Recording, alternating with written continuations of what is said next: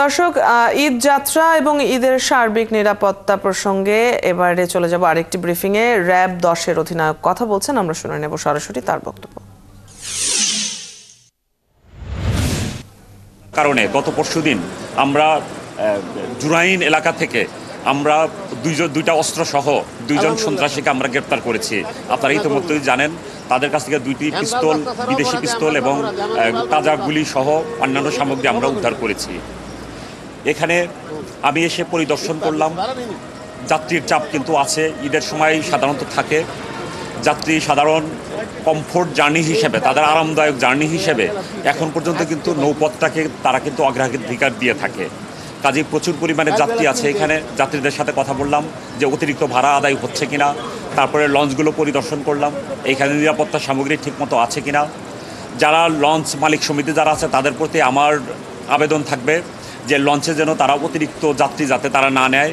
তাছাড়া এই সময় লঞ্চের ছাদে যাতে যাত্রী পরিবহন যাতে না করানো হয়, এতে অনেক দুর্ঘটনা এড়ানো সম্ভব হবে। তাছাড়া ওয়েদার ফোরকাস্টিংয়ের বিষয়গুলো আছে, সেগুলো অবজারভেশনে রাখতে হবে। এখন আপনার লেট অটাম, এই সময় আপনার কালবৈশাখী ঝড় হতে পারে যে কোনো সময়। কাজেই ওয়েদার ফোরকাস্ট দেখে তারপরে লঞ্চগুলো গন্তব্যে ছেড়ে যাবে, যাতে কোনো প্রকার বিপাকে যাতে না পড়তে হয়।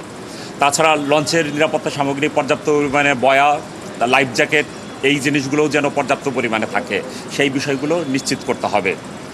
আর আমাদের যাত্রী সাধারণ যারা আছেন তাদের প্রতি আমার অনুরোধ থাকবে, তারা যেন অতিরিক্ত যাত্রী হয়ে কোনো লঞ্চে যাতে ভ্রমণ যাতে না করেন, এটা নিজ দায়িত্বেই করতে হবে।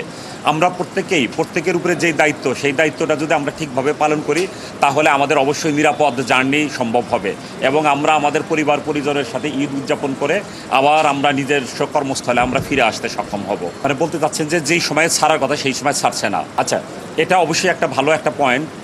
এই ধরনের কোনো ঘটনা যদি ঘটে থাকে অবশ্যই এখানে নৌ পুলিশ আছে, তারপর আপনার এখানে ডিএমপি আছে, আমাদের র্যাপিড অ্যাকশন ব্যাটালিয়ন এবং আরও যারা আছেন, আমরা সবাই মিলে তাদের সাথে কথা বলে এই ধরনের ঘটনা যাতে না হয়। কেননা এটা একটা বড় ধরনের একটা বিড়ম্বনা। একটা লঞ্চ ছাড়ার কথা আপনার 10টায়, তার যাত্রী তাদের একটা টার্গেট থাকে যে আমি কয়টায় আমার নিজের গন্তব্যস্থলে, দ্যাট মিন আমার বাসায় পৌঁছতে পারবো।